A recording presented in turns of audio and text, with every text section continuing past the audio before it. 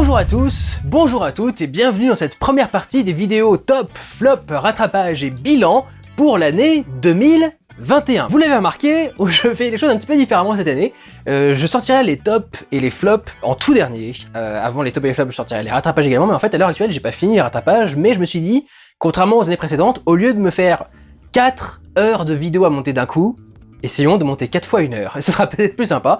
Donc ça permettra de sortir des vidéos, ces vidéos top flop et bilan et tout le bordel, plus rapidement. Et en commençant du coup avec cette vidéo par le bilan, puisque généralement c'est la vidéo qui dépend le moins de ce qui a été fait l'année dernière et de ce qui, ironiquement, et de ce qui va arriver l'année d'après.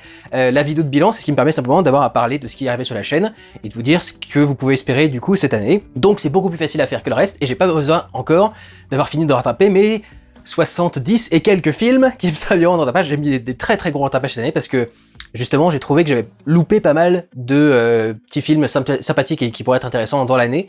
Donc je mets tout sur les rattrapages et ça va être assez mastoc. Donc c'est pour ça que les vidéos sont un petit peu dans un ordre différent. Et il y aura une nouvelle vidéo cette année et je vous indique dès maintenant que j'ai besoin de vous. Je vais faire cette année, comme on a commencé à faire les vignettes 100% Arcadie depuis le début de cette année, il y a aussi des vignettes qui sont encore faites par moi, mais maintenant il y a les vignettes 100% Arcadie. Et comme elles sont toujours très cool, j'aime beaucoup ce que fait Arcadie, et que vous les aimez beaucoup aussi, je me suis dit qu'à partir de maintenant, on allait faire une petite vidéo pour élire la meilleure vignette de l'année. Donc, si vous vous rendez dans le lien qui sera indiqué en bas dans la description, et je vais l'afficher ici aussi vite fait, mais il va falloir leur taper à la main, ça sera chiant, mais au cas où, si jamais vous pouvez pas voir la description, je sais pas, imaginons ça... Pourquoi est-ce que vous ne pourriez pas avoir accès à la description de la vidéo, mais on sait jamais. Vous pouvez donc cliquer sur ce lien pour aller sur le sondage et sélectionner toutes les vignettes que vous avez préférées dans l'année. Essayez de ne pas toutes les sélectionner, sinon ça serait un petit peu contre-productif. Il y en a forcément une que vous n'avez pas aimée dans l'année. Celles qui auront le plus de votes seront présentées dans une vidéo à part qui sortira en principe juste après celle-ci, parce que là aussi c'est une vidéo où j'ai pas besoin d'avoir fini mes rattrapages pour commencer à vous proposer quelque chose. On dira quel est le classement, quelle aura été la meilleure, on fera un petit top 10, et puis vous aurez peut-être quelques petites surprises, quelques petits trucs intéressants sur cette vidéo, mais pour l'instant je n'en dis pas plus. Vous verrez quand ça sortira. Je vous invite donc à vous rendre sur ce sondage et à laisser vos votes, afin de voir du coup quelle est selon vous la meilleure vignette de l'année. Pour le reste, que s'est-il passé sur la chaîne en 2021, cette deuxième année sous le signe du Covid? Déjà, les salles ont mis énormément de temps à réouvrir. Après une petite réouverture très légère à la fin de l'année 2020, les salles ont refermé et n'ont réouvert qu'à partir de mai, je crois, un truc dans ce genre-là, fin mai. Ce que j'ai célébré d'ailleurs en allant voir un film français qui s'appelle Le Dernier Voyage, qui n'était pas excellent, mais au moins du coup ça faisait une petite célébration du retour en salle. Et du coup, il est assez logique que les vues ne suivent toujours pas vraiment. Vous le savez, j'en ai parlé dans la vidéo de 2020, les vues ont pris un petit coup sur la gueule avec le Covid. Le truc, c'est qu'en 2021, ça ne s'est pas arrangé du tout.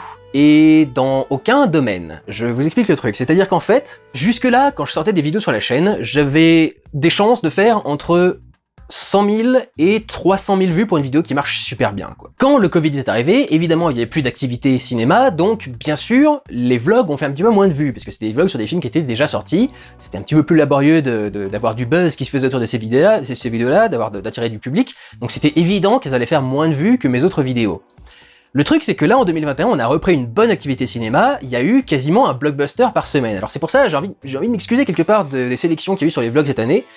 Il faut bien comprendre que c'est pas une année normale, c'est une année où en 6 mois, on a cumulé le contenu d'une année entière presque. 6 mois, un peu plus de 6 mois parce que ça a réouvert en mai. Et donc, c'est beaucoup plus compliqué pour moi, c'était beaucoup plus compliqué pour moi cette année, de gérer à la fois des films qui sont très grand public et très blockbuster, et des films qui sont un peu plus indépendants, auteurs, qui ont moins de visibilité en règle générale.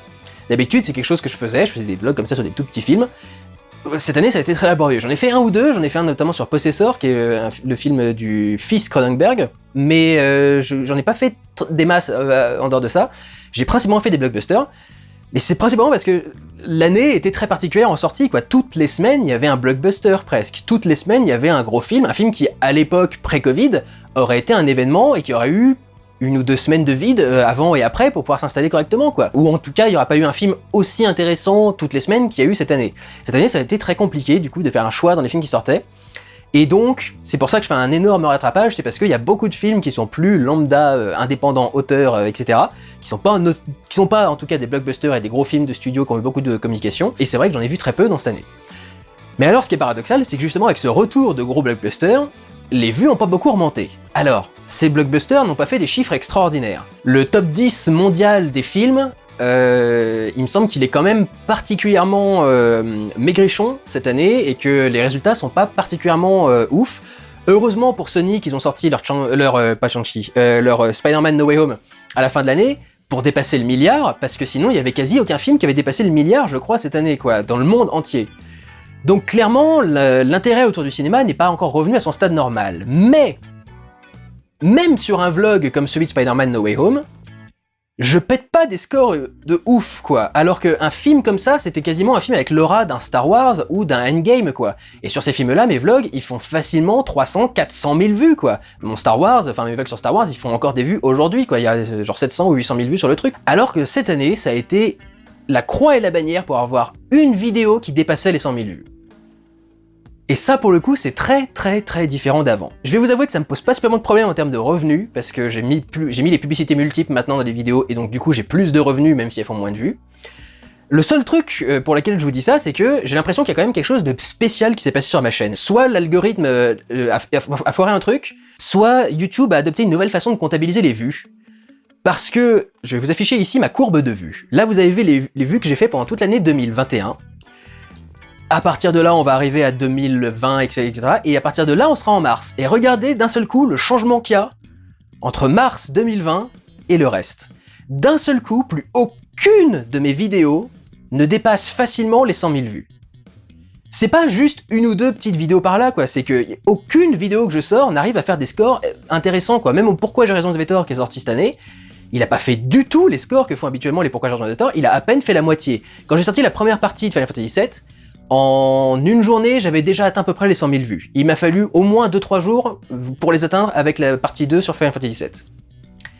Ça peut être un manque d'intérêt par rapport au truc, ça peut être une désertion du public parce qu'il y a eu moins d'activité cinéma, parce qu'ils ont pas aimé certains commentaires que j'ai fait sur un film, etc. Ça peut être plein de choses. Mais c'est quand même super space. Il y a un film, un vlog qui a réussi à dépasser les 100 000 vues et même les 200 000 vues facilement cette année, c'était mon vlog sur Justice League. Je ne sais toujours pas pourquoi, la Snyder Cut de Justice League. Je sais toujours pas pourquoi celle-ci en particulier a aussi bien marché. C'est la seule vidéo de l'année qui a vraiment fait des très bons scores. Mais sinon, c'est la croix et la bannière pour réussir à faire quoi que ce soit de... Il y avait... en 16 jours, j'avais atteint les 200 000 vues avec Justice League. Et là, en plus de 16 jours, je suis à 180 ou 190 sur No Way Home.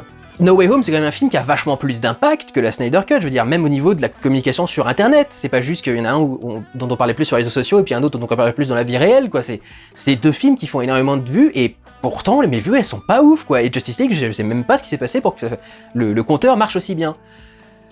Donc je vous avoue que les vues cette année c'est quand même vachement surprenant et un petit peu angoissant aussi de mon côté. T'as quand même l'impression que t'es en train de perdre ton public, que t'es en train de perdre une partie de ton public, et en même temps j'ai l'impression que mes stats en dehors de ça, tout le reste, les likes, les dislikes, et les commentaires, les chiffres ne bougent pas par rapport à avant. Donc j'ai l'impression que le seul chiffre qui bouge c'est les vues. Donc est-ce que c'est moi qui suis en train de me faire des films? Est-ce que c'est YouTube qui a changé une façon de compter un truc? S'il y a des collègues youtubeurs qui me regardent, je voudrais bien avoir votre avis à vous, je voudrais bien savoir si vous aussi votre courbe elle est aussi space, parce que moi je suis désolé, il y a un truc que je trouve super étrange avec les vues qu'on fait sur YouTube depuis mars. J'ai l'impression qu'avec le confinement, ils ont changé la façon de comptabiliser les vues, notamment pour contrecarrer le fait que d'un seul coup, tout le monde allait se ruer sur YouTube parce qu'il n'y avait rien d'autre à faire. Et ils se sont dit, si on a des vues qui doublent ou qui triplent, etc., et que les revenus publicitaires augmentent pas ou un truc dans ce genre-là, les mecs vont se dire qu'il y a un truc bizarre. Ou alors ils voulaient pas augmenter les revenus publicitaires, et ils voulaient faire plus de vues, mais il y a plus de revenus publicitaires pour eux. Je sais pas s'il y a une magouille ou si c'est juste moi qui me fais des films, ou la chaîne qui est en train de mourir, mais ça me paraît très surprenant parce qu'elle marche encore, quoi. Enfin, j'ai encore régulièrement mes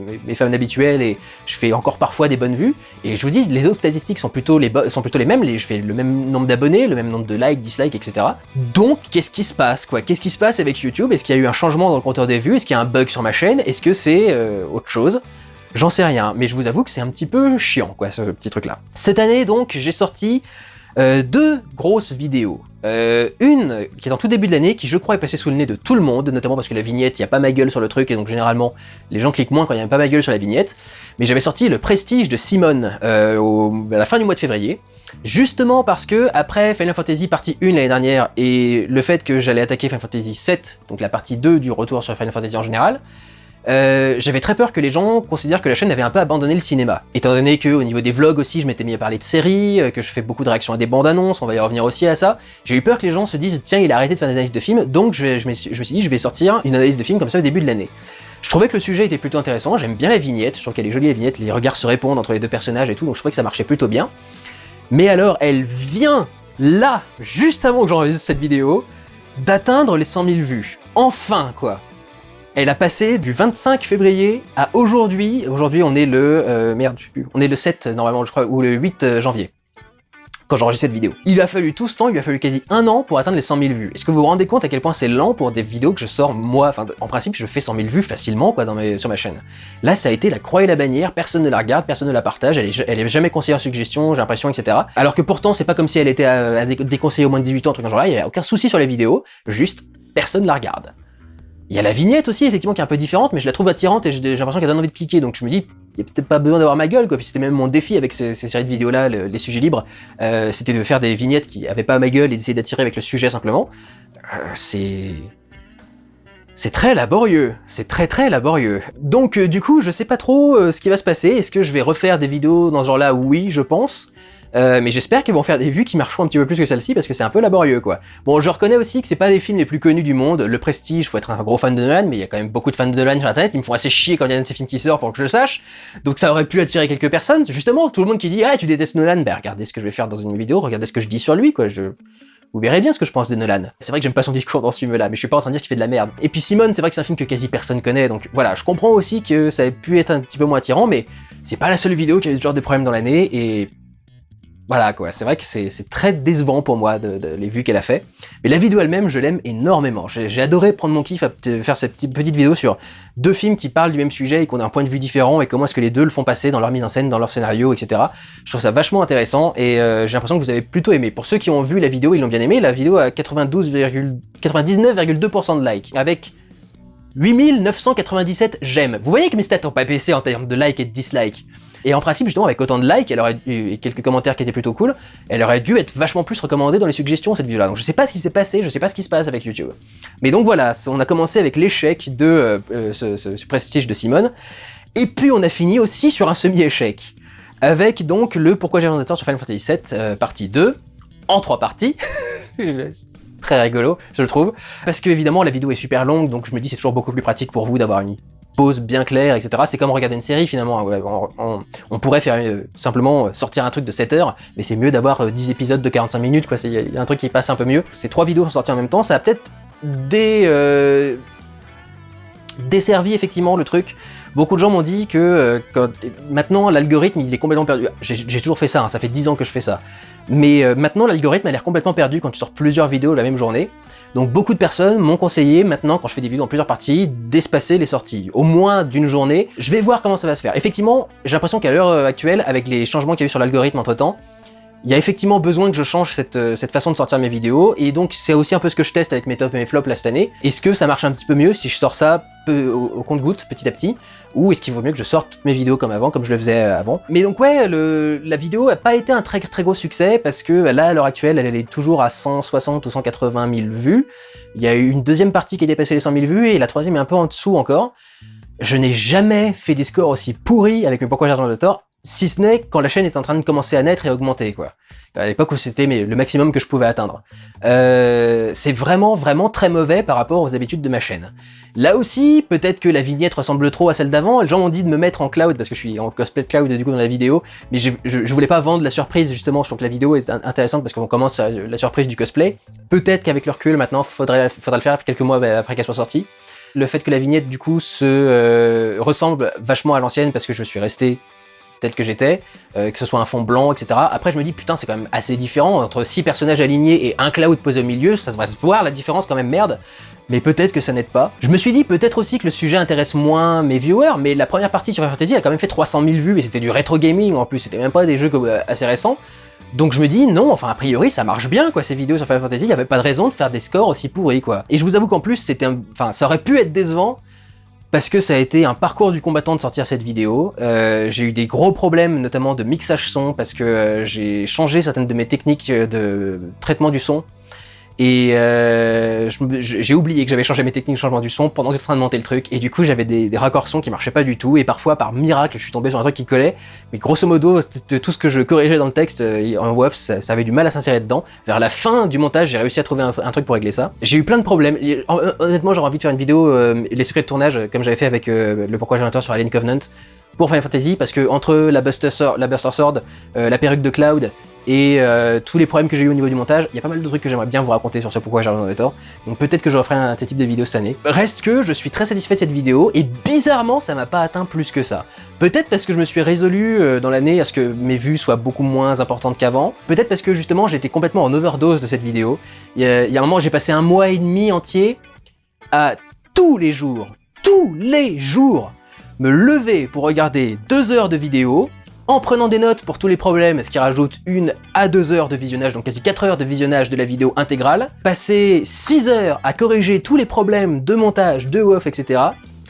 et relancer un rendu pour se coucher, et se réveiller le lendemain matin avec la nouvelle vidéo rendue, la regarder intégralement, donc de 4 heures, repasser 4-6 heures à corriger tout le truc, relancer les exports, et le lendemain se refaire, etc. J'ai pété un câble. Vous vous souvenez, j'ai sorti une vidéo qui était marquée fatigué, simplement avec un truc.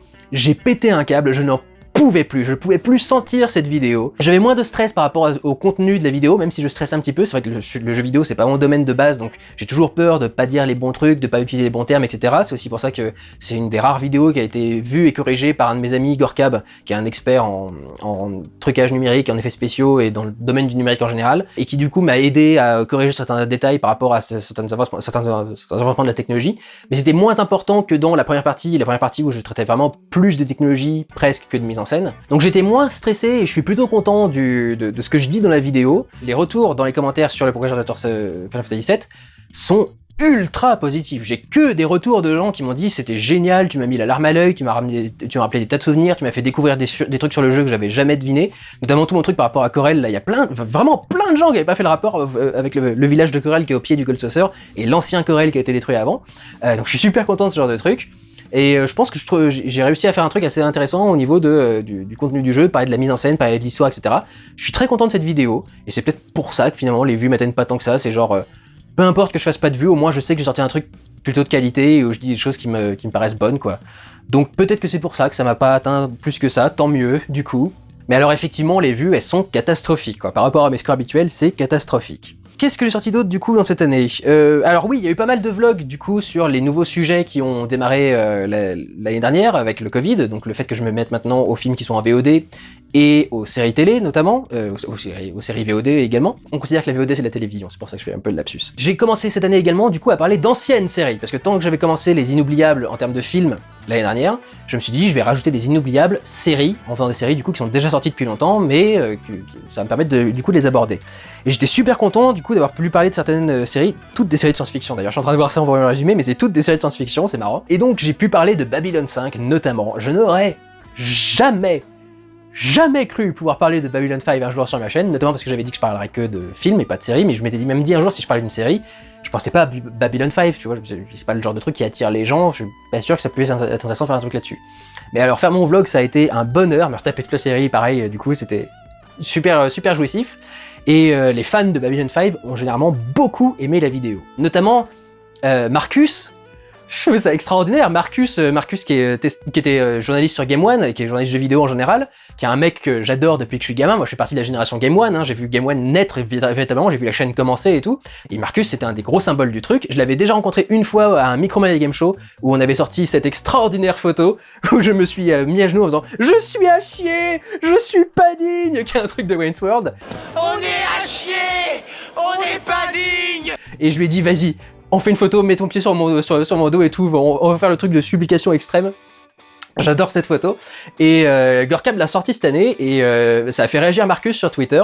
Et Marcus m'a parlé du coup sur Twitter, j'ai dit putain mais tu connais ma chaîne, je savais même pas que tu te souvenais qu'on s'était rencontrés ou quoi que ce soit. Enfin, et il me fait si je me souviens, j'aime beaucoup ta chaîne, d'ailleurs j'ai vu ta vidéo sur Babylon 5, c'était vachement bien parce que Babylon 5 c'est cool et tout. Mais what? C'était vraiment génial. Donc du coup voilà, j'ai eu ce plaisir de sortir des vlogs sur d'anciennes séries. J'ai fait Star Trek Discovery aussi pour préparer du coup au nouveau Star Trek, mais il y en a tellement que je me suis rendu compte que ça fait vachement de vidéos à faire, je sais pas si je vais m'en sortir. Et j'ai pu parler de Sense8, qui était une de mes séries favorites, la série des Wachowski, qui sont revenus du coup sur le devant de l'actualité cette année avec Matrix Resurrections qui était arrivé, et j'ai fait une réaction au trailer qui a très très bien marché d'ailleurs. Parlons-en justement de ça, les réactions au trailer, je vais m'en servir pour faire une petite transition. J'ai peur d'en avoir fait trop cette année. Quand je regarde du coup ma page de chaîne, c'est vrai qu'il y a beaucoup de vidéos d'analyse de réactions de trailers, et je pensais pas que ça en ferait tant que ça, parce que je me suis intéressé à grosso modo 4, 5, peut-être maximum 6 films dans l'année, quoi. J'ai fait quoi? J'ai fait Le Chevalier Vert, Old, j'ai fait un Godzilla vs Kong vite fait, j'ai fait un Snyder, The Batman, enfin voilà, j'ai pas fait énormément de trucs non plus, quoi. Mais comme il y a 3-4 trailers qui sortent à chaque fois dans la vie d'un film, ça devient forcément un petit peu encombré au bout d'un moment. C'est vrai qu'elles sont rapides à faire, donc je m'en rends pas vraiment compte, mais c'est vrai que ça fait beaucoup de vidéos de réaction. Et je trouve que j'ai trouvé une façon intéressante de faire mes réactions avec les analyses d'images, que j'ai rajoutées depuis quelques temps. Mais je commence à me demander si ça me pose pas problème aussi pour certains films, notamment Matrix Résurrection, dont j'avais deviné du coup quasi tout le propos et une bonne partie de l'esthétique. Je m'attendais pas à être aussi déçu par les combats, mais je m'étais attendu à une bonne partie de l'esthétique et des propos, simplement parce que je me suis tellement concentré sur chaque image, chaque seconde de la bande-annonce, que j'ai fini par vraiment voir venir toute l'histoire, quoi. Et donc du coup, je commence à me demander pour cette année si je vais pas un peu changer la façon de faire les analyses de trailers, soit en faire moins, sur moins de films, c'est ce que je veux dire, soit en faire moins sur chaque film. C'est-à-dire par exemple sélectionner uniquement le premier trailer, le main trailer, et éviter d'aller jusqu'au troisième trailer qui généralement est le story trailer, qui en révèle un maximum sur toute l'histoire du film. Il y a des films pour lesquels c'est important et des films pour lesquels ça l'est moins. Matrix, c'est un film sur lequel j'aurais eu beaucoup plus apprécié ma séance si j'avais pu avoir ça en plus, quoi. Donc je me pose la question, je sais pas encore quoi faire, j'attends certains de vos retours dans les commentaires. Dites-moi ce que vous préféreriez. Est-ce que vous préfériez qu'on parle de moins de films différents, ou est-ce que vous préfériez qu'on fasse une analyse d'une bande-annonce, et une fois qu'on a analysé une bande-annonce, on laisse le film tranquille jusqu'à la sortie et le vlog? L'un ou l'autre me paraissent intéressants, donc donnez-moi vos retours et j'essaierai de voir du coup ce qui peut être intéressant. Mais en parlant de vos retours, il y a un truc qui a particulièrement marqué cette année 2021, et qui était particulièrement irritant, c'est à quel point vous avez été chiant avec Kaamelott. Putain de bordel de merde. Alors, je vais vous dire un truc tout de suite qui va en faire pisser certains dans leur froc tellement ils seront contents. Il est dans mes rattrapages. Je ne l'ai pas encore vu à l'heure où je fais cette vidéo. Mais il est dans mes rattrapages, il y aura une critique sur Kaamelott dans mes rattrapages.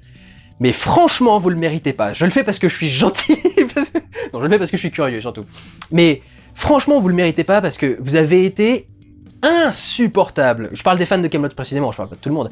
Mais vous avez été insupportable avec ce film.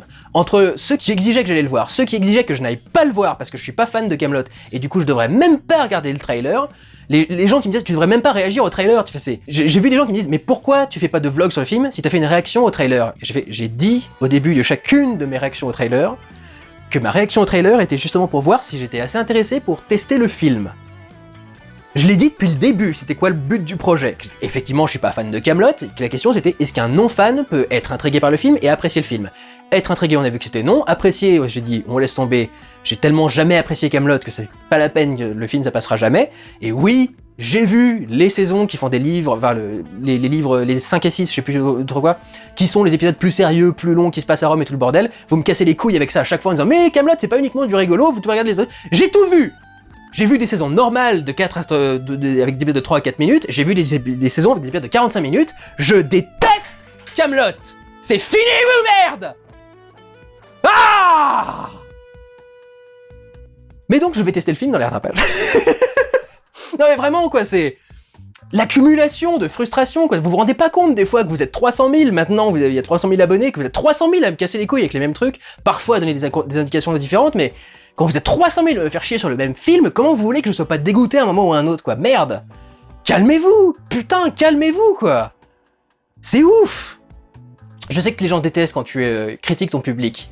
Mais il y a un moment où le public aussi a tort, il y a un moment où le public agit mal, et là le public a mal agi, vous m'avez harcelé avec Kaamelott. Il n'y a pas d'autre mot, vous m'avez harcelé avec Kaamelott. Et aucun film, aucune licence ne mérite qu'on harcèle quelqu'un jusqu'au dégoût, quoi, et jusqu'à la haine, comme au point où j'en suis rendu actuellement. Vous en avez fait beaucoup trop. Vous étiez vraiment des monstres, vous étiez fous. Donc, voilà, l'année prochaine, s'il se trouvait qu'il y avait un nouveau truc dans ce genre-là, par pitié, calmez-vous, quoi. Sinon, ça se finira, ce sera même pas au rattrapage. Là encore, je le fais au rattrapage parce que, vas-y, on va laisser passer le truc pour la première année où il y a un gros truc, enfin, une des premières années où il y a un gros truc comme ça, mais les prochaines fois, c'est bon, quoi. Je vais pas m'exposer à ce genre de truc constamment, Vous êtes fous, enfin, vous êtes dingues, vous êtes pas bien dans votre tête, quoi. Il y a eu plus ou moins les mêmes soucis par rapport à Dune, mais Dune c'était encore autre chose. C'est que Dune, c'est les mecs qui aiment Dune, s'ils pouvaient monter en haut d'une échelle pour te regarder de haut, ils le feraient.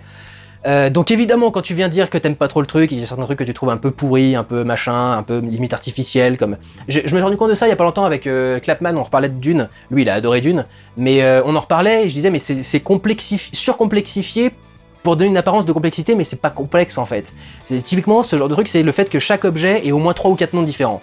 Parce que t'as un nom pour qui est commun dans l'Empire, un nom qui est commun pour telle famille, et puis un nom qui est commun pour telle planète spécifiquement. Genre typiquement Paul Atreides, il est Paul, il est Moaddib, il est Usul, il est machin, enfin il a 3 ou 4 noms différents le mec. Et c'est ça forcément qui rend le récit super complexe et super particulier, ça développe aussi un petit peu chacune de ses cultures et castes, mais il y a un moment aussi où ça surcomplexifie le truc pour que dalle, quoi. Ça donne une impression d'être ultra compliqué alors que finalement c'est simple, presque. Il y a très peu de factions en jeu finalement, il y a l'Empereur, la famille Atreides et la famille Harkonnen. Et vite fait les Fremen. Ça fait 4 factions, c'est pas énorme 4 factions, on a vu des tonnes de films avec 4 factions en jeu, mais quand c'est Dune, c'est extraordinaire, machin, c'est... Mais Dune ils étaient surtout chiants parce que j'avais comparé à Star Wars, et comme c'est... Effectivement, Star Wars c'est le côté... bassement populaire de la science-fiction qui est raconté dans Dune, c'est vraiment les mêmes symboles, les mêmes choses, les mêmes histoires presque, transposées dans un truc beaucoup plus grand public. Donc je comprends qu'il puisse y avoir un petit mépris par rapport à ça, mais il y a quand même un moment où il va falloir se calmer. Et pareil pour les fans de musique, je suis en train d'engueuler tout le monde d'un coup, mais vraiment les fans de musique, il va falloir se calmer aussi parce que quand je ne connais pas un groupe, je ne peux pas reconnaître la musique.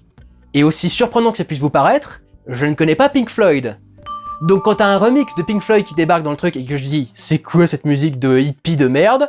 Je peux pas savoir que j'insulte les fans de Pink Floyd. De toute façon, je considère pas ça comme une insulte en plus, c'est... Vous connaissez pas South Park ou quoi? Hippie de merde, c'est une réplique de Cartman, c'est rigolo à sortir comme truc, donc évidemment quand il y a un truc qui fait un peu babacou les 68 arts, oui je sors hippie de merde par moment, quoi, c'est pas pour traiter les gens de hippies, en fait, pourquoi est-ce que je détesterais les hippies, qu'est-ce qu'ils auraient fait de mal, enfin, les gens sont une connerie putain, t'entends juste une virgule qui te plaît pas et d'un coup ça y est, tu peux te permettre de gueuler sur tout le monde et incendier les machins, enfin c'est... c'est laborieux à gérer quoi. Donc ouais, j'ai eu pas mal de communautés de fans qui ont été particulièrement chiantes cette année. Donc j'espère que ça ira mieux pour les années suivantes. Je crois pas qu'il y ait de gros projets comme ça avec des communautés de fans aussi chiantes l'année prochaine. Mais putain, par pitié, calmez-vous quoi. Il y a un moment où faut faire attention. Mais il y a des moments où vous êtes très cool et très gentil. Et donc du coup, cette année, on a eu une belle chose qui s'est produite, c'est qu'on a donc dépassé les 300 000 abonnés. J'avais gardé cette petite musique dans un coin de ma tête, parce que vous savez, pour les 250 000 ou 200 000, je sais plus, j'avais fait pareil, un truc avec une chanson, et je me suis dit, pour le prochain palier, je ferai une autre chanson également. Et je m'étais dit, je vais rester dans le Disney, comme ça fera un petit thème assez sympathique.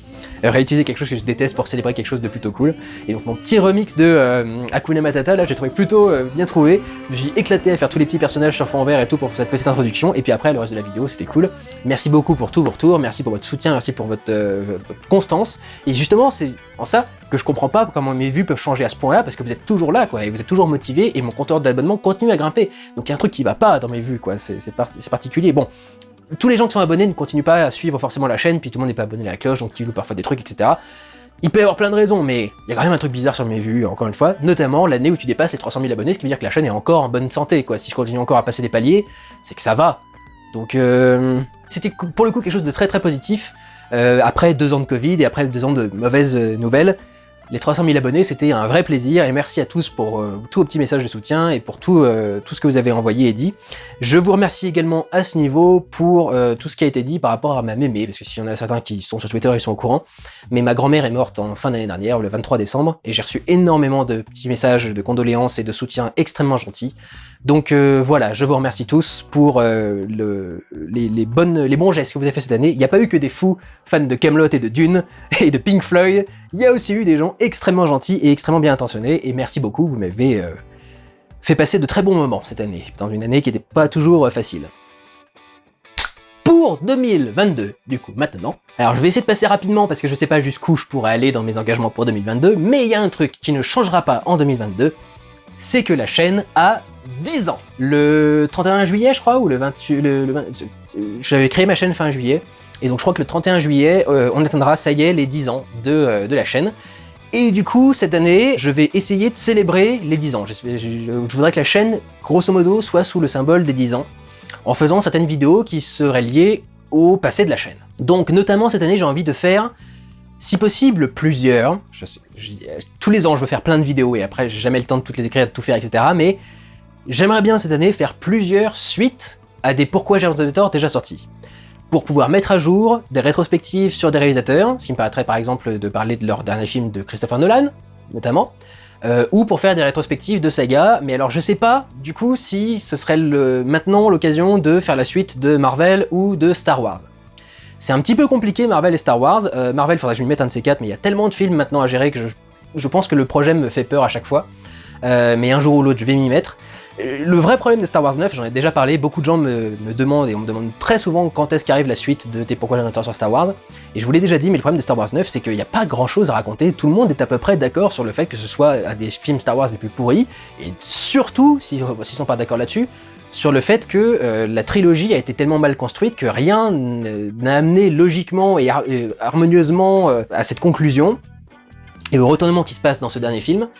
Et donc, c'est beaucoup moins intéressant pour moi à analyser, si vous voulez. J'ai pas à fouiller mon nez dans les problèmes qui vont pas. Les problèmes sont assez évidents, ont été déjà décriés par la plupart des gens, et c'est un petit peu laborieux pour moi de faire un truc là-dessus. Surtout quand tu veux faire une vidéo qui est à la hauteur de sa prédécesseur, et sa prédécesseur, c'est ma première vidéo à avoir dépassé 1 million de vues. Donc, quand je fais la suite du projet sur Star Wars, faut aussi que je fasse la suite d'une vidéo qui a fait 1 million de vues. Et ça me met aussi une angoisse et quelque chose à atteindre, si vous voulez. C'est pas n'importe quelle vidéo, quoi. C'est la suite d'une de mes vidéos les plus populaires, et si je fais pas bien cette vidéo, ça sera catastrophique. Donc il y a beaucoup de choses qui m'empêchent, qui me réfrènent d'aller vers cette vidéo, qui me font retarder le truc. Et je ne sais pas du tout à quel moment je vais pouvoir essayer de rattraper tout ça. Mais pouvoir faire quelques petites vidéos pour parler de petits films, genre des trucs tout cons, genre les Resident Evil par exemple. Il y a 2 autres films, un d'animation et un live action qui est sorti, puis maintenant il y a le reboot qui vient d'arriver. Ça, typiquement, ça pourrait être une vidéo facile à faire, quoi. Les films de Paul W. Anderson, c'est pas comme si c'était les films les plus compliqués à comprendre et à analyser avec le plus de contenu, donc ça devrait pouvoir se faire plutôt rapidement, et du coup, on peut faire des trucs qui seraient intéressants comme ça, donc voilà, j'aimerais bien faire des vidéos qui seraient de la durée, d'à peu près la durée de la vidéo sur le Prestige de Simone, une petite vingtaine de minutes, pas forcément des gros Pourquoi j'ai un tort de 1 heure. Après, ça dépend du nombre de films qu'il y a, hein. S'il y a 3 films, ça va être plus compliqué de faire 20 minutes, mais genre, Prestige de Simone, justement, il y a 2 films en 20 minutes, c'est très bien ça. Et donc voilà, je vais essayer de faire des vidéos qui seront un peu plus rapides et qui passeront un petit peu plus vite, pour pouvoir en sortir plus dans l'année, mais j'aimerais vraiment pouvoir faire des suites de Pourquoi j'ai un tort, et célébrer du coup le passé de la chaîne, le remettre un peu au goût du jour aussi, parce que sortant une nouvelle vidéo sur ça maintenant, ça me permettra de mettre à jour les vignettes de l'ancienne vidéo par exemple, et de ramener des vues sur elle, qui ne sont plus suggérées depuis longtemps dans les recommandations, puisque ça fait 10 ans qu'elles sont sorties, quoi. Donc voilà, il y aura des vidéos là-dessus. Je vais essayer, si certains historiques de la chaîne se souviennent de certains trucs qui sont sortis, je vais essayer de faire une vidéo sur... Enfin, une vidéo que j'avais promis il y a très longtemps et que j'ai jamais sorti. Voilà, je vais pas en dire plus, sinon ça va spoiler, je sais pas si je vais arriver à le faire ou pas, donc je préfère ne pas aller trop loin. Je vais essayer de faire ça. Peut-être quelques vidéos auxquelles je pense depuis longtemps, mais dont je vous ai jamais parlé, mais des petites vidéos autour de la vie de la chaîne qui pourraient être intéressantes. J'ai une vidéo notamment qui me caresse depuis quelques années, que j'ai très envie de faire, mais je me dis que c'est peut-être un peu trop rentre dedans comme vidéo. Donc je sais pas si je vais le faire, mais j'ai pas mal d'idées qui me sont venues en tête. Il y aura pas que des Pourquoi j'ai raison de tort. Vous pouvez ressortir ça, même si je peux pas aller trop loin dans les révélations, il y aura pas que des Pourquoi j'ai raison de tort a priori dans les vidéos de cette année. C'est à peu près tout ce que je peux promettre sur la chaîne pour l'année prochaine. Évidemment, il y aura le retour des vlogs, avec les vignettes personnalisées de Arcadie Picardie. Il y aura sans doute des réactions à des trailers ou des teasers, mais j'attends vos retours dans les commentaires pour savoir quel est le rythme qu'il faudrait s'installer, s'imposer avec ça. Et puis, est-ce que j'ai autre chose à raconter ? Peut-être qu'il y aura une fac en plus, j'en sais rien, c'est possible, vu que c'est une année de célébration de la chaîne, peut-être que je reparlerai un petit peu de moi. Peut-être, je vous l'ai dit, une vidéo de retour sur le tournage de Final Fantasy VII, qui me semble assez intéressante. J'aimerais bien en faire une sur Kubrick aussi, un de ces 4, mais je vais pas pouvoir tout faire cette année. J'espère surtout que les sorties vont être beaucoup plus gérables que les années précédentes. Et alors on va peut-être finir là-dessus. Alors gardez en tête qu'on est en période Covid et que du coup il est possible qu'il y ait des modifications dans l'année. Je sais qu'il y a déjà quelques films qui devaient sortir d'ici peu de temps et qui ont été décalés un peu plus tard, donc ces dates ne sont pas forcément taillées dans la pierre. Le 19 janvier, on a le nouveau Guillermo del Toro qui débarque chez nous, Nightmare Alley, qui raconte une histoire un petit peu particulière au milieu d'une fête foraine. Ça pourrait être intéressant, mais je vous avoue que moi, personnellement, depuis que j'ai vu la bande-annonce, ça ne m'intéresse pas du tout. C'est un des rares films de Del Toro où ça m'attire pas une seconde comme ambiance et comme truc. Donc voilà, je sais pas si ce sera intéressant ou pas. Je sais pas si j'aurai l'occasion de la faire en vlog. Peut-être que je serai un peu débordé avec certains montages, mais on verra. On a Super Héros malgré lui, le nouveau film de la bande à Fifi, réalisé par Philippe Lachaud, qui nous avait fait le Nicky Larson par exemple récemment, qui est une histoire avec un mec qui doit jouer un super héros dans un film, je crois, qui se mange un coup sur la tête et qui se réveille avec son costume, et du coup il est persuadé d'être un super héros quand il se réveille.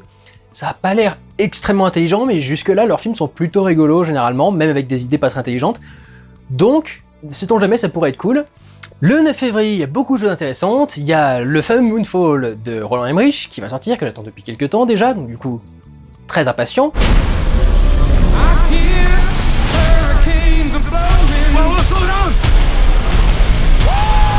Nous avons Les Vedettes, le nouveau film du Palmacho, des deux mecs du Palmacho, Grégoire Ludig et David Marsay, qui a pas l'air extraordinaire. Ça va être un truc qui tourne autour d'une émission de télé. Enfin, j'ai pas trop compris le délire en fait. Au début, il y a un mec qui va pour assister à une émission de télé, puis finalement, dans l'émission, il y en a un qui montre un talent particulier. Enfin, j'ai pas compris le résumé du truc, ça m'a pas du tout donné envie de le voir, j'ai pas revu la bande. Voilà, enfin, bon, ça va pas l'air extraordinaire. T'as un talent fou.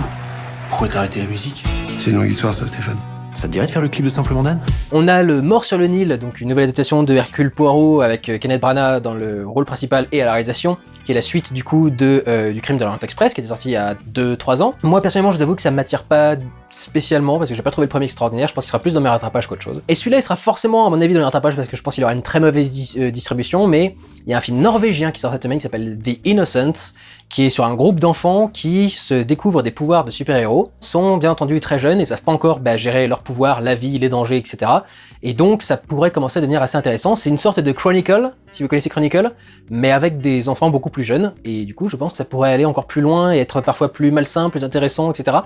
Du coup, c'est un film qui m'intrigue, mais je pense qu'il sera mal diffusé. Il y a aussi un film gay cette semaine qui s'appelle Great Freedom, qui vient de l'Allemagne manifestement, qui parle justement de l'homosexualité après la guerre, qui était toujours un crime, et ça pourrait être un film intéressant dans la catégorie film gay. Le 16 février, nous avons le film Uncharted, qui va sortir avec Tom Holland, qui, moi, m'attire pas du tout, mais bon, c'est vrai que je suis pas très attiré par les films d'aventure et d'exploration. Il y a un film d'horreur qui a l'air pas trop mal, qui s'appelle The Power, sur une femme qui est enfermée dans un hôpital manifestement hanté. Il y a un film de science-fiction qui m'a l'air nul, parce que ça me fait énormément penser à Blood Machines, qui était sorti l'année dernière, et c'est exactement le même style visuel, etc. Je me demande si c'est pas plus ou moins les mêmes équipes. Ça s'appelle After Blue Paradisal, et c'est un film de SF avec deux femmes qui ont libéré une assassine qui était prisonnière des sables.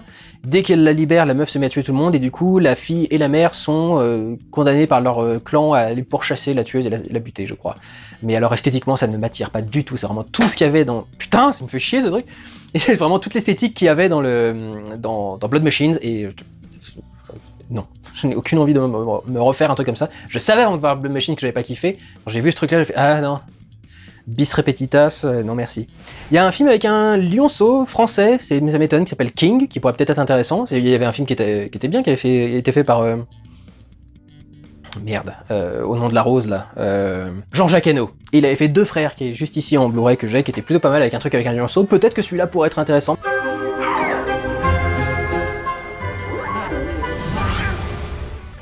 Le 2 mars sort The Batman, donc cette nouvelle incarnation de Batman avec Robert Pattinson, réalisée par Matt Reeves. On verra bien ce que ça vaut.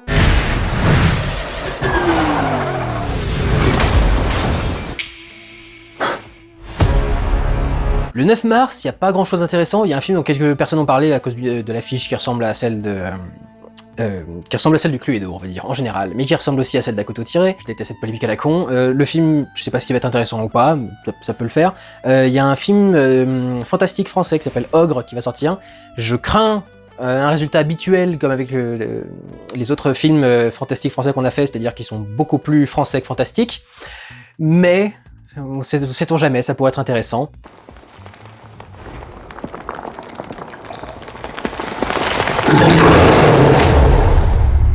Le 16 mars, il y a le film de Jean-Jacques Hano sur Notre-Dame.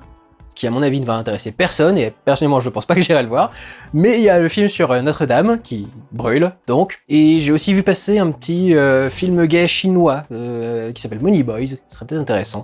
Un jeune homme qui apparemment est obligé de se prostituer pour gérer sa famille. Alors évidemment c'est beaucoup plus indépendant et auteur, etc., mais ça m'a l'air sympa, dans le thème homosexuel, j'en fais plusieurs dans l'année, étant donné que ça me concerne et que je suis un des rares à pas traiter ce genre de film sur internet. Je pense qu'on va continuer, que celui-là pourrait être intéressant. Le 23 mars, il y a 2 films qui vont complètement se casser la gueule. Il y a Le Secret de la Cité Perdue avec Sandra Bullock et Channing Tatum. Vous êtes déjà ringard, je suis navré de vous dire ça. Enfin, je pense pas qu'ils ont les épaules, je les aime bien tous les deux, mais je pense pas qu'ils ont les épaules pour faire tenir un film comme ça. Et il y a un Cyrano avec Peter Dinklage dans le rôle de Cyrano de Bergerac. Dans le contexte de Cyrano de Bergerac, je pense que son anisme serait plutôt adapté, c'est logique de le mettre là. Mais je pense que tout le monde se fout de Cyrano de Bergerac, à part une population aux cheveux blancs, et que donc il va pas attirer grand monde, en tout cas certainement pas la population de Game of Thrones, comme ils ont l'air de le vouloir en le castant. On a aussi ce jour-là le nouveau film de Michael Bay, Ambulance. Je vous avoue, c'est la première fois que j'ai regardé une bande-annonce d'un film de Michael Bay, je me suis dit, franchement, ça a pas l'air ouf. Notamment parce que la bande-annonce est dégueulasse. Le montage... Si vous n'êtes pas épileptique, vous le serez à la fin du montage de la bande-annonce. That's my brother, Will. I could use some help. My wife needs this surgery. This is real life. Et du coup j'ai des doutes, je me demande jusqu'où est-ce que ça va être intéressant comme histoire. Et puis ça m'a l'air beaucoup plus tarabiscoté que ses scénarios habituels, à un point où ça devient un peu chiant à suivre en fait, j'ai l'impression. Je sais pas ce que ça va donner sur Ambulance avec Jake Gyllenhaal. Si vous voulez savoir, donc je crois que c'est des mecs qui ont fait un braquage et puis quelqu'un se fait toucher et du coup ils doivent détourner une ambulance pour pouvoir se soigner et aller jusqu'à l'hôpital, je suppose. Et c'est une énorme course-poursuite pleine de carambolages et de gros trucs qui explosent, comme d'habitude avec Michael Bay. On a même vu certaines images du tournage, il a failli se faire écraser par sa propre bagnole. Heureusement il s'est retiré au dernier moment derrière la caméra, mais il a failli se faire écraser par le truc. Enfin, bon, bref. Le tournage a l'air encore une fois assez ouf, donc ça pourrait être à nouveau un très bon Michael Bay, mais peut-être que ça peut être mauvais, je vous avoue. La bande-annonce m'a pas trop donné envie, ce qui est pas habituel avec Michael Bay généralement. Je le vois toujours affiché le 30 mars ici, je sais plus si c'était sa date d'origine ou s'il devait sortir avant en principe. Mais donc on a Morbius qui se déroule dans l'univers Sony MCU. Alors du coup, est-ce que c'est l'univers Sony, l'univers MCU, etc. On sait qu'il y a Michael Keaton qui est dedans, donc est-ce que c'est lié au film Spider-Man qui existait avant? Pour l'instant, c'est encore un petit peu obscur et flou. Il est possible aussi que ce soit un film qui permette de faire revenir Andrew Garfield ou je sais pas trop quoi. Donc on verra bien ce qui va se passer. Le multivers, ça va être laborieux cette année. Donc voilà, Morbius doit arriver le 30 mars, en principe, mais je crois qu'il a été décalé. On a Sonic 2, le film. Plutôt Sonic le film 2, ça paraît très mieux. Donc la suite du premier Sonic qui avait étonnamment surpris les gens par sa qualité. Relative, mais... plutôt bonne, quoi, surtout pour une adaptation de jeu vidéo, ils avaient plutôt fait un bon truc. Je pensais que dans le deuxième film, ils allaient pouvoir aller à fond dans le monde de Sonic, mais d'après ce qu'ils montrent dans la bande-annonce actuellement, ils sont encore bloqués sur la Terre. Tu te dis, putain, vous avez fait un des films qui a le mieux marché de 2020 à cause du Covid, et vous êtes pas foutu de proposer une suite qui est un petit peu plus audacieuse, vous allez nous refoutre ça dans le monde réel et tout, c'est putain, vous avez pas accumulé assez d'argent avec les résultats du premier, bordel de merde. Donc bon, je sais pas ce que ça va valoir, ça peut être très bien fait sans être dans le monde de Sonic à 200%, mais c'était, enfin, je trouve quand même ça con, quoi, de refaire à nouveau le truc comme ça. Ça pouvait s'expliquer pour un premier film qui a moins d'argent, mais pour le deuxième, ça fait chier, quoi. Le 6 avril, un nouveau film sur Maigret qui va être réalisé, le commissaire Maigret avec Gérard Depardieu dans le rôle principal, et le film est réalisé par Patrice Lecomte. Donc on a du gros nom au casting, mais on verra bien ce que ça vaut. Bon, généralement, un film d'époque comme ça, on les réussit plutôt bien en France. Le 13 avril, nous avons Les Animaux Fantastiques 3, Les Secrets de Dumbledore. Je voudrais savoir qui s'intéresse encore à cette saga. Ça fait quand même 2 films qu'on a eus qui étaient respectables, pas trop mal, mais qui n'ont rien à voir avec Les Animaux Fantastiques, à part le premier à la limite, mais qui ont tout à voir avec Dumbledore au contraire. Et les films étant pas oufissimes, le casting ayant changé à cause de ce qui est arrivé à Johnny Depp, et J.K. Rowling étant mal appréciée étant donné sa nouvelle position anti-femme transsexuelle notamment, transsexuelle en général mais femme transsexuelle notamment, puisqu'elle est TERF, je pense qu'il y a pas mal de gens qui se désintéressent un petit peu de ce truc, et toutes ces choses plus politiques étant mises de côté, la saga a jamais vraiment intéressé qui que ce soit en fait. Les autres films ont fait beaucoup moins d'entrées que les Harry Potter, et je crois moins l'un que l'autre à chaque fois. Donc franchement, à ce niveau-là, je sais pas trop... où est-ce que ça va aller ce truc. Déjà je suis pas très motivé à voir le film, mais je sais pas vraiment si ça va marcher en salle, donc On verra bien ce que ça va donner, hein, les Animaux Fantastiques. Qu'est-ce que c'est étrange cette saga, j'ai jamais compris comment ils étaient partis là-dedans. C'est là que tu vois qu'effectivement, c'est pas la même chose de devoir écrire au jour le jour, plutôt que d'avoir 10 ans pour prévoir tes bouquins à l'avance, etc. C'est pas les mêmes, la même rigueur.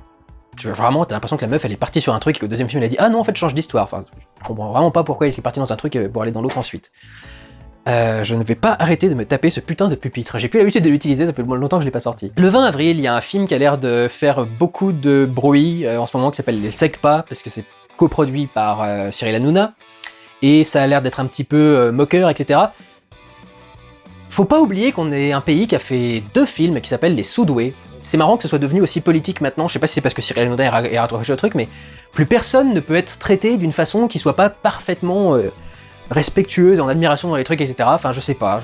Moi, il m'attire pas du tout ce film. J'ai aucune envie d'aller voir ce truc, l'histoire me branche pas, mais j'ai l'impression qu'on tombe à fond sur le style du film et sur le producteur, parce que c'est ce producteur.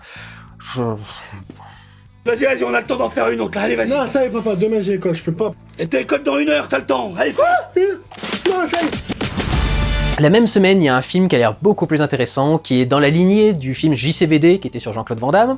Il y a un film qui s'appelle Un talent en or massif. Le titre anglais est beaucoup plus tarabiscoté, il faudrait que je le voie, c'était quoi exactement The Unbearable Weight of Talent, ou je sais pas trop quoi. The Unbearable Weight of Massive Talent. Putain, je m'en souviens. Donc le poids intolérable d'un talent extraordinaire. C'est un film sur Nicolas Cage, qui doit participer à je sais pas quel film ou quel truc pour essayer de récolter de l'argent parce qu'il a des dettes et ce genre-là. Ce qui a priori fait que il choisit tous les films qu'il choisit depuis des années, c'est qu'il a vraiment juste besoin de thunes, il se fout de quel film il fait finalement. Et donc manifestement ils ont créé un film sur ça, quoi, sur Nicolas Cage qui se retrouve en plein milieu d'un truc vraiment complètement barré. Is this supposed to be me? It's grotesque. I'll give you 20,000 for it. Ça peut être rigolo, ça peut avoir un double sens qui est sympathique. Je vous avoue que personnellement, je connais pas assez la carrière de Nicolas Cage, mais je pense que les mecs qui sont très très fans de lui, ils vont se jeter sur ce truc et le dévorer.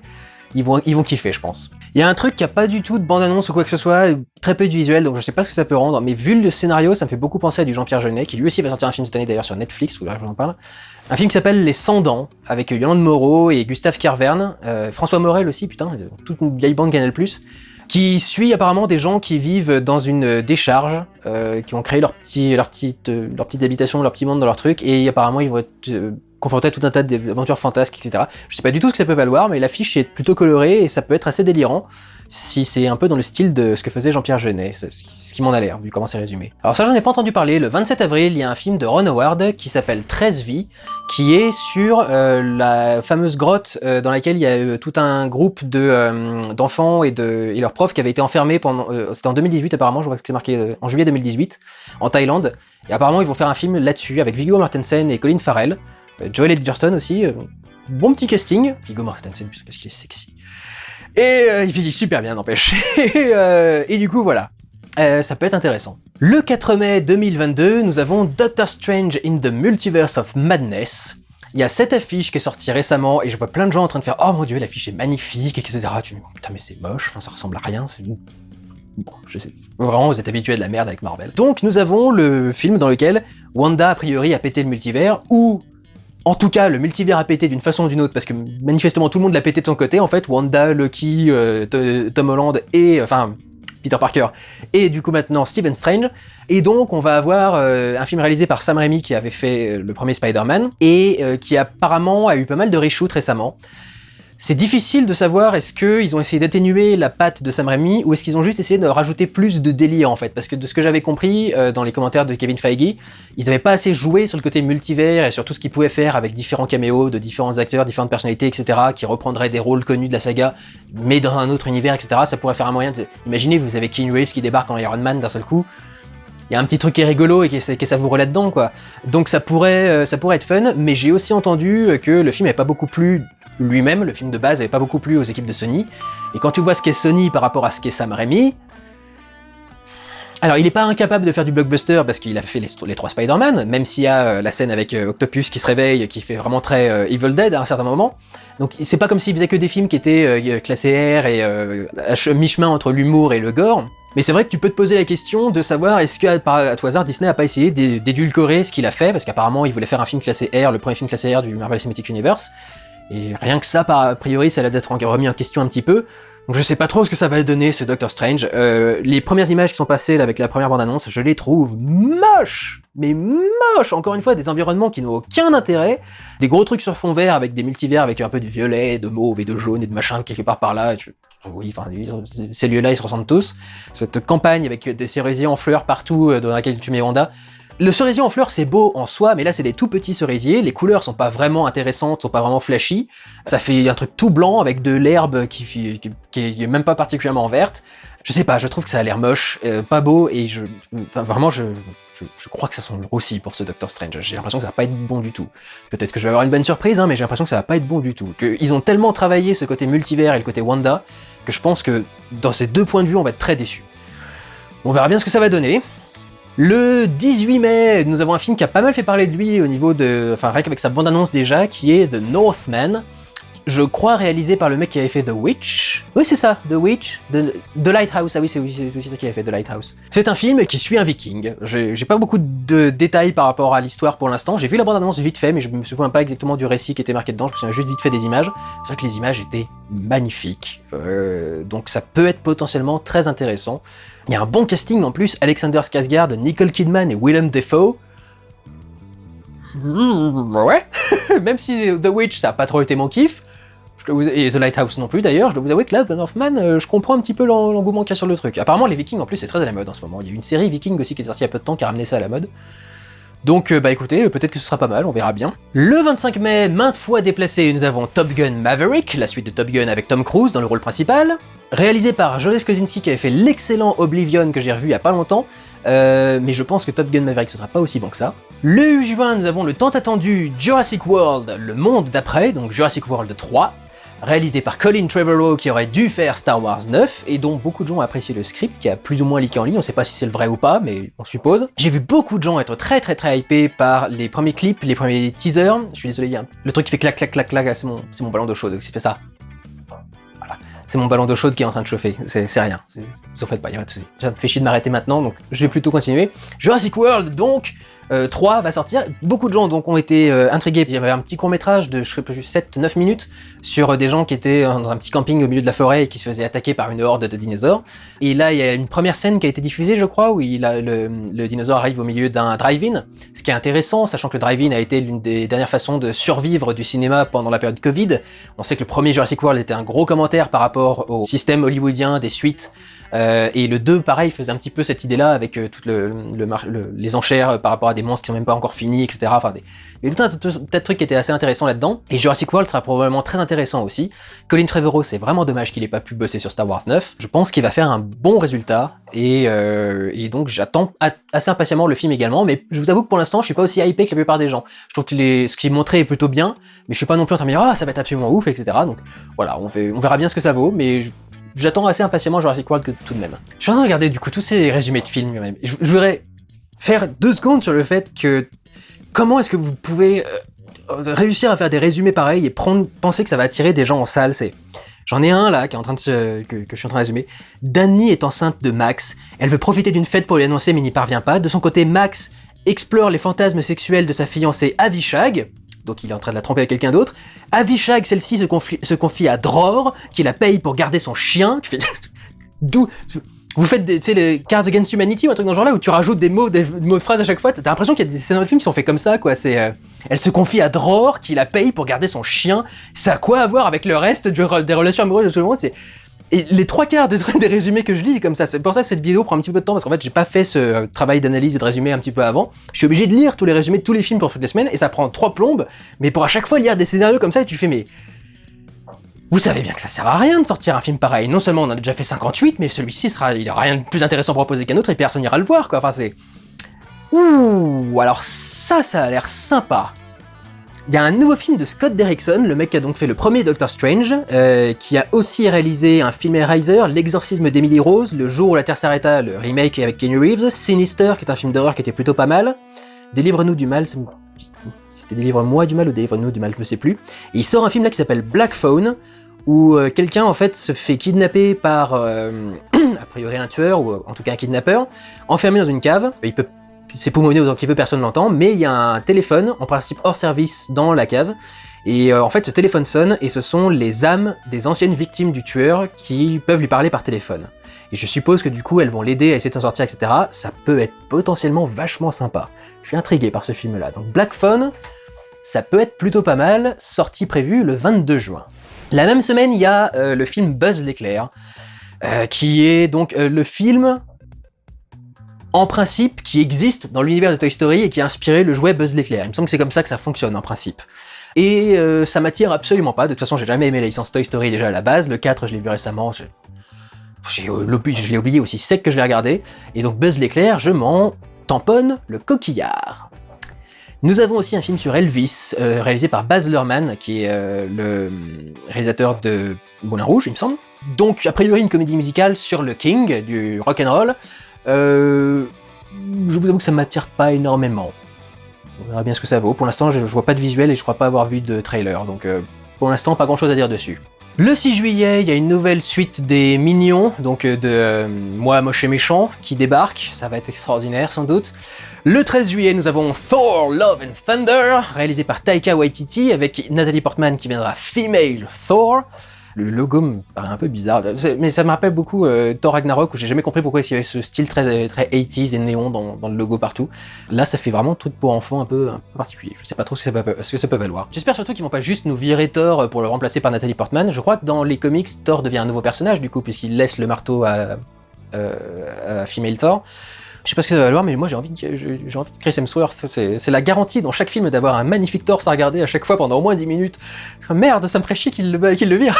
Donc ce sera peut-être pas mal, mais pour l'instant je sais pas trop. Il y a Taika Waititi qui vient de sortir un tweet comme quoi le film a été écrit comme si on avait mis tout ce que voulait voir un enfant de 10 ans. Alors il y a des gens qui disent qu'il dit ça pour déconner. J'ai vu des tweets genre les gens qui prennent Taika Waititi au sérieux. Je suis désolé, j'ai jamais vu une de ces déclarations sortir quelque part et être complètement inversée dans notre truc derrière. Je vois pas pourquoi est-ce que apparemment Taika Waititi, faut jamais écouter ce qu'il dit. Je sais qu'il a fait beaucoup de comédies et qu'il a un esprit très second degré, mais a priori quand il dit qu'il a été écrit comme ça me surprend pas. Moi du coup la blague ça a été et les films du MCU d'avant, ils n'ont pas été écrits par et pour des enfants de 10 ans. Enfin, je vois pas vraiment ce que ça fait de différent avec les autres. Mais du coup, ça me fait aussi un peu peur par rapport au résultat. Parce que déjà, Thor Ragnarok, c'était très cool au niveau visuel et environnement. Alors, c'était un petit peu peut-être un peu trop délirant, quoi. Et il y a un truc qui peut être cool, mais qui peut être très mauvais aussi. Il y a un nouveau film d'Olivier Barou. Olivier Barou, il a fait des bons trucs, mais il a aussi fait 4 tuches. Donc bon, compliqué de savoir avec quoi s'attendre avec lui. Mais là, le scénario a l'air assez intéressant. Ça rappelle un peu certains trucs avec Jim Carrey. Le film s'appelle Menteur, sortirait donc le 13 juillet, et l'histoire c'est qu'il y a un mec qui passe son temps à raconter des conneries à tout le monde et à toute sa famille, ce qui fait chier évidemment tout le monde. Jusque-là, rien de très intéressant et très exceptionnel, mais un jour il est frappé d'une malédiction et en fait tous ces mensonges deviennent réalité. Ce que je trouve plutôt pas mal. Il y avait un truc avec Jim Carrey comme ça qui s'appelait Menteur, où je crois que d'un coup il pouvait plus mentir du tout, il pouvait dire que la vérité. Je trouve que l'idée que les mensonges prennent vie, c'est encore mieux parce que du coup tes conneries, tes mensonges sont en train de te rattraper, de te courir après, quoi. Ça peut faire un truc plutôt pas mal, et s'il utilise un peu du cachet qu'il a eu avec les 4 tuches pour le mettre dans Menteur et faire un film qui a un peu de budget, il peut potentiellement faire des trucs qui sont particulièrement délirants, donc il n'y a pas d'image pour l'instant, mais je guetterai le truc, ça peut potentiellement être intéressant. Le 20 juillet, là, il y a des trucs qui sont particulièrement intéressants, parce qu'il y a le nouveau film de Jordan Peele, donc réalisateur de Get Out et de Us, qui sort son nouveau film, Nope. Ce qui va enfin démocratiser ce mot, parce que c'est un mot que j'utilise tout le temps depuis que je le connais, depuis que je suis adolescent, tout ce genre là, je dis tout le temps nope, et à chaque fois les gens me disent quoi, t'as dit quoi, enfin c'est quoi nope? Non, avec un peu derrière, enfin c'est comme quand tu dis non à la place de non, enfin je sais pas, même si non ça existe aussi, enfin nope, yep. Enfin voilà, c'est nope et yep quoi, enfin vous connaissez pas ça, donc bref, je sais pas quelle est l'histoire, mais j'adore cette affiche avec ce tout petit nuage qui est spécialement au-dessus de la ville, et ce nom nope, c'est genre, t'as l'impression que les personnages vont voir un truc et vont faire non, je me casse, qui est très souvent dans les sketchs sur les Afro-Américains par rapport aux films d'horreur, il y a souvent des trucs comme ça où ils disent s'il y avait des Afro-Américains dans les films d'horreur, les Afro-Américains se barreraient dès le début, seraient pas en train d'explorer la maison comme des crétins, etc., qui sont persuadés d'être tout puissants et qu'il peut rien leur arriver. Donc j'aime bien ce nom, Nope, j'imagine tout de suite un Afro-Américain en train de détaler parce qu'il y a un géant qui est en train de lui arriver dessus ou un truc dans ce genre-là. Nope. Enfin voilà, je sais pas ce que ça va valoir, ça peut être potentiellement très cool, j'aime beaucoup son univers à Jordan Peele. Et puis le même jour, il y a Bullet Train, avec Brad Pitt notamment, dans un des rôles principaux, qui est réalisé par David Licht, qui est... c'est ça un Licht ? Leitch, qui était le co-réalisateur du premier John Wick, qui ensuite a fait Atomic Blonde, qui a fait Deadpool 2, il a fait Hobbs & Shaw, le spin-off de Fast and Furious, et donc là il revient avec ce film Bullet Train, où en fait c'est apparemment un groupe de 5 assassins qui sont dans un train à grande vitesse du coup, apparemment c'est celui de Tokyo, c'est ça, le maglev, ou je sais pas trop quoi, enfin le train qui est magnétique sur des rails et qui va très très vite, et en fait ils ont que 2 stations pour s'arrêter, mais ils ont une mission à réaliser chacun pendant le trajet du train, et a priori je suppose qu'on va leur demander de tous se tuer les uns et les autres, et on va voir lequel va essayer de survivre à la fin, et avec du coup un réalisateur comme David Leitch à la réalisation, ça peut être potentiellement très intéressant. Donc le 20 juillet, il y a vraiment 2 films à garder en tête et à surveiller qui sont potentiellement plutôt bons. Le 27 juillet, il y a le fameux Black Adam qui va sortir, avec Dwayne Johnson dans le rôle d'un super méchant, a priori.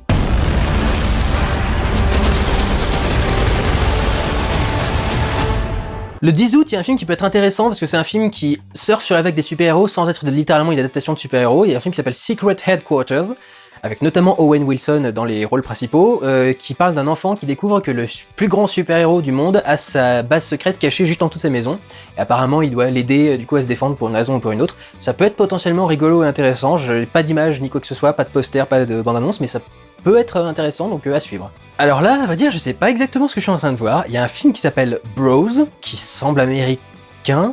Il y a un mec qui s'appelle Luke McFarlane dedans, donc je suppose que ça doit être américain, mais c'est pas Todd McFarlane, donc je sais pas qui c'est exactement.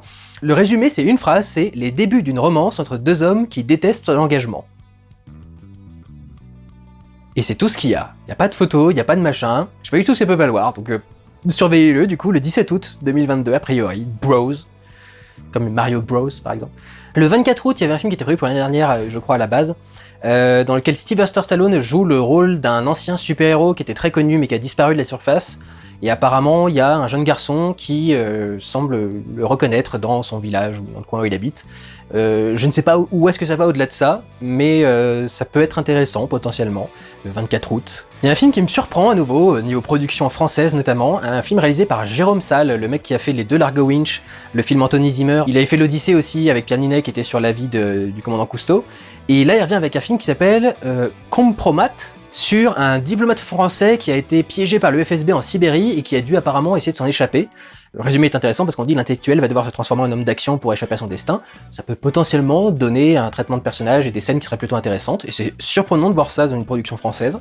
Donc, Compromat le 7 septembre, potentiellement ça peut être pas mal. Le 14 septembre, il y a une comédie de science-fiction, j'ai pas vu que c'était une comédie, tiens, ça peut être bizarre, qui a l'air intéressante, qui s'appelle Distant.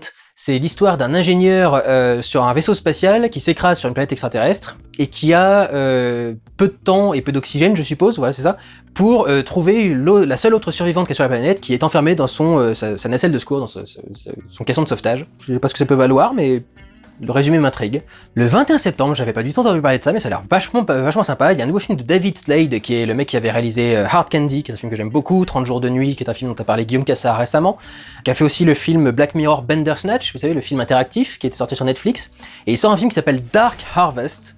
C'est apparemment tous les Halloween, dans une petite ville, il y a un croque-mitaine qui se réveille, un tueur quelconque, et en fait, il y a un groupe d'adolescents qui l'attendent pour pouvoir l'affronter et sans doute pouvoir prouver leur valeur auprès d'autres, un truc dans ce genre-là.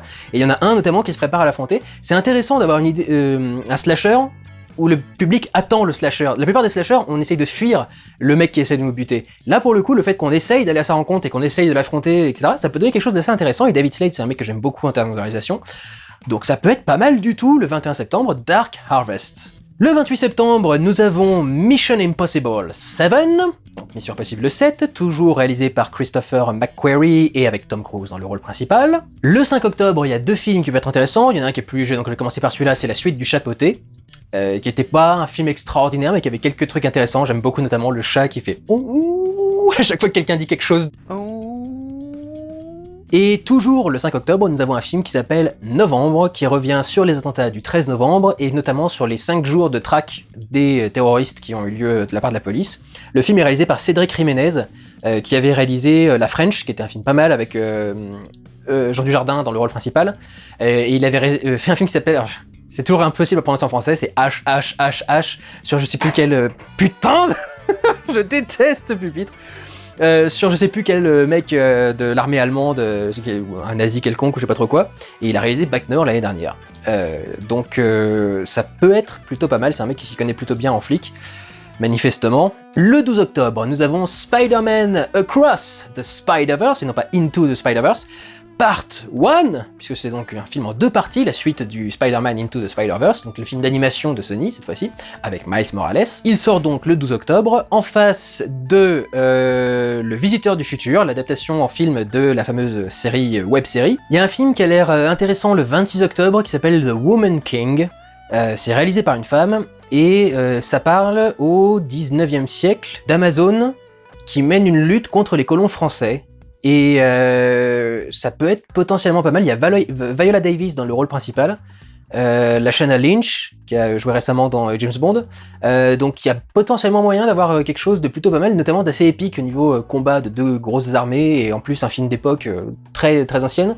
Il y a peut-être moyen que ça ait de la gueule et que ce soit pas mal, donc peut-être surveiller ça aussi vite fait. Le 2 novembre, nous avons The Flash, réalisé par Andy Muschietti, qui s'appelait Andrés Muschietti jusqu'à il y a peu de temps, je me suis toujours pas fait à son changement de nom, qui est donc le film centré spécifiquement sur The Flash du DCEU, joué par Ezra Miller, qui va briser le multivers du DCEU, du coup, dans son truc à lui, et rencontrer le Batman joué par Keaton, un autre lui, une Supergirl qui est latino et qui prend la place de Superman, etc. Apparemment, le film va faire table rase, va rebooter un peu le DCEU, tout en le gardant dans la même continuité, parce que c'est le même personnage qui amène au nouvel univers, mais il va y avoir une sorte de reboot. Je sais pas ce que ça va valoir, ce The Flash. Moi, j'aime pas Michael Keaton en plus, donc s'ils le feront redébarquer dans le DCEU, moi je l'ai jamais aimé, ce mec. Vraiment, j'ai aucune envie de voir Batman joué par Julien Lepers. Donc, j'aime pas ce mec dans ce rôle-là, je l'ai jamais aimé dans son rôle de vautour aussi, dans Spider-Man, etc. Enfin, grosso modo, j'ai pas beaucoup d'atomes crochus avec Michael Keaton. Donc ça peut marcher, ça peut ne pas marcher du tout, cette histoire de The Flash. On verra bien ce qui va se passer du coup le 2 novembre. En face de ça, il y a un autre film que j'attends énormément, qui s'appelle L'Origine du Mal, qui est réalisé par Sébastien Marnier, qui avait réalisé Irréprochable avec Marina Foïs, et qui avait réalisé L'Heure de la Sortie également, qui était un excellent film. L'Origine du Mal suit une jeune femme qui va rencontrer son père pour la première fois, je crois, et son père va être entouré de plusieurs femmes qui ont été importantes dans sa vie, et ces femmes vont entrer en conflit avec la nouvelle arrivante, du coup, qui vient de débarquer. Sébastien Marnier, j'adore son style de réalisation, il a fait des films que je trouve extrêmement malsains, angoissants, et en même temps extrêmement bien réalisés. Marina Foïs dans Irréprochable, elle était parfaite. L'Heure de la Sortie, tu sens une ambiance pesante pendant absolument tout le truc, un peu poisseuse même, parce que je crois qu'il fait chaud. Il y a une espèce de canicule, un truc dans ce genre-là. Il a un style qui est magnifique dans tous ses films, et du coup j'attends énormément L'Origine du Mal pour savoir ce que ça va donner. Le 9 novembre, nous avons Black Panther Wakanda Forever, le nouveau film Black Panther, donc réalisé par Ryan Coogler toujours, qui avait également réalisé les Creed avant, plutôt, la suite de Rocky, et Fruitvale Station, je crois que ça s'appelait son premier film. Un film Black Panther qui va donc devoir gérer la mort de T'Challa, la mort de Chadwick Boseman, du coup l'acteur qui nous a quittés il y a très peu de temps, qui donc ne va pas pouvoir récupérer son rôle. Je crois, peut-être que vous n'avez pas envie d'avoir des spoilers, ça va durer 3 secondes, donc faites juste un petit avance rapide sur un truc. Je crois que grosso modo, ils vont assumer complètement sa mort dans Black Panther. J'ai entendu dire qu'il y avait une scène de funérailles, notamment dans le film à un moment ou à un autre. Donc je sais pas comment ils vont le justifier au niveau de l'histoire, mais voilà, a priori ça va se passer comme ça. Et je suis donc curieux, parce que j'ai beaucoup de confiance dans Ryan Coogler qui a fait que des films excellents. Donc j'ai tendance à dire qu'il va réussir à bien faire le truc. Mais je vous avoue que changer ce personnage principal là d'un seul coup dans l'histoire, ça peut potentiellement être assez risqué. Heureusement, les personnages secondaires avaient été très bien développés dans les autres trucs, notamment sa sœur Shuri, je crois qu'elle s'appelle. De là à la voir prendre le pas sur le truc, etc., je sais pas si ça va si bien marcher que ça. C'est vraiment dommage, hein. Pour Black Panther, un personnage qui a eu un tel retentissement, du coup ne l'avoir eu que pour un seul film, c'est quand même un petit peu dommage. Le 23 novembre, nous avons un Disney qui s'appelle Strange World. Je connais pas du tout la licence, est-ce que c'est une attraction, un truc dans ce genre là, je sais pas du tout ce que c'est, mais donc apparemment c'est une famille qui s'appelle les Clade, qui vont explorer le cœur de la Terre, apparemment. C'est un truc genre Kong, comme dans Godzilla vs Kong, il y a une terre en dessous du truc. Et le même jour, il y a un film qui s'appelle The Fabelmans qui va sortir, qui est le nouveau film de Steven Spielberg, qui apparemment est un film plutôt autobiographique. Ce qui me fait un peu chier, parce que je vous avoue que Spielberg, là, ça fait quelques temps qu'il nous sort des films dont tout le monde se branle, et qui sont vraiment pas terribles. L'un des plus proéminents étant Ready Player One, qui était une soupe inintéressante. Tu comprends pas comment ce mec a pu réaliser un film pareil. Moi j'aimerais beaucoup qu'il se remette sur Robopocalypse. Il y avait quelques temps il était sur un truc comme ça. Non, c'est plus marqué, c'est marqué ça comme son prochain. Ensuite il y a un truc qui s'appelle Grant, qui est un biopic sur le 18e président des États-Unis. Extraordinaire. Déjà Lincoln c'était parfait, mais alors... Lincoln était pas mal, mais bon, ça va quoi, on n'a rien à branler nous des présidents des États-Unis et tout le bordel. Donc voilà, moi il me saoule un peu Spielberg parce qu'il réalise des films qui n'intéressent que lui en fait maintenant. T'as l'impression qu'il se fait plaisir et il se dit maintenant je vais faire un remake de West Side Story parce que c'est un film dont tout le monde se branle aujourd'hui à part moi, mais moi je l'aime beaucoup, donc je vais faire un super remake extraordinaire qui a coûté un pognon monstrueux et qui n'intéressera personne. Enfin, je sais pas ce qui lui arrive à Papy Spielberg là, j'ai l'impression qu'il est en train de perdre le fil. Là ensuite, la semaine d'après, le 30 novembre, on aura normalement Creed 3, réalisé cette fois-ci par Michael B. Jordan. Non pas par Ryan Coogler, mais par Michael B. Jordan, qui joue donc Adonis Creed dans la saga Creed désormais. Et donc maintenant il réalise et joue, et je crois qu'il a aussi participé à l'écriture vite fait en tout cas. On verra bien ce que ça vaut pour sa première réalisation, puisqu'il a jamais réalisé avant, on verra bien ce que ça vaut. Et enfin, pour finir l'année en beauté, le 14 décembre, nous avons, alors pour l'instant ils sont face à face l'un de l'autre, mais je pense qu'il y en a un qui va devoir se décaler à un moment ou à un autre. Nous avons Aquaman and the Lost Kingdom, donc la suite d'Aquaman toujours réalisée par James Wan, donc ça peut être vraiment intéressant puisque James Wan est un excellent réalisateur, mais en face de lui il a quand même Avatar 2, réalisé par James Cameron.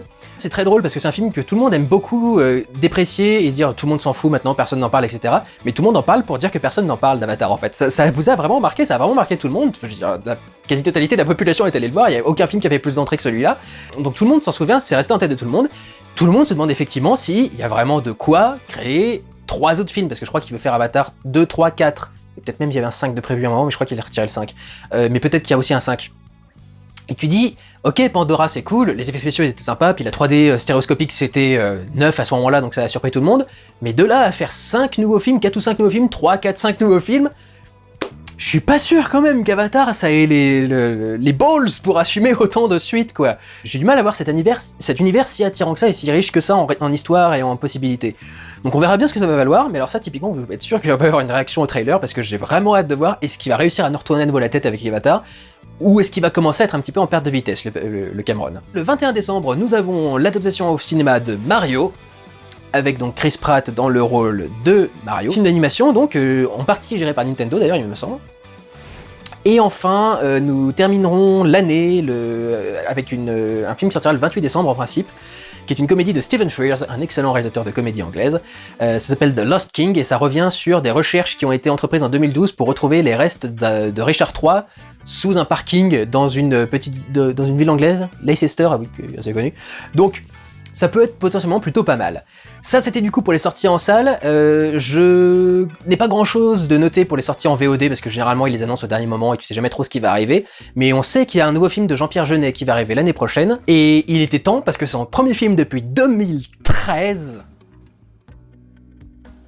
Ça fait 9 ans, depuis bientôt 10 ans que ce mec n'a plus sorti de film. Il a fait apparemment des courts-métrages, il est revenu aux courts-métrages, et il a, semble-t-il, réalisé certains épisodes de série télé. Je vois un truc marqué Casanova saison 1, j'ai jamais entendu parler de ce truc. Et il sort donc pour Netflix en 2022, Big Bug, qui est assez intéressant parce que ça montre le style habituel de Jean-Pierre Jeunet, des décors qui sont très graphiques, qui sont très chargés, mais avec cette fois-ci une esthétique ultra numérique, j'ai envie de dire, et ultra propre, probablement parce qu'il est sur Netflix, et qu'il n'est non plus au cinéma, il est dans un truc numérique, limite de télévision, et donc tu vois que ces décors, du coup, sont devenus vachement plus cartoonesques, c'est vachement épuré, c'est que des surfaces extrêmement douces, il y a très peu de détails dans les décors, il y a beaucoup de couleurs très acidulées qui pètent un peu de partout, et j'aime bien le fait qu'il essaye de renouveler un petit peu son univers visuel, en sortant un petit peu des appartements à tapisserie moche, patinés, dégueulasses, etc. de partout, pour arriver vers un truc qui est parfois limite trop clean.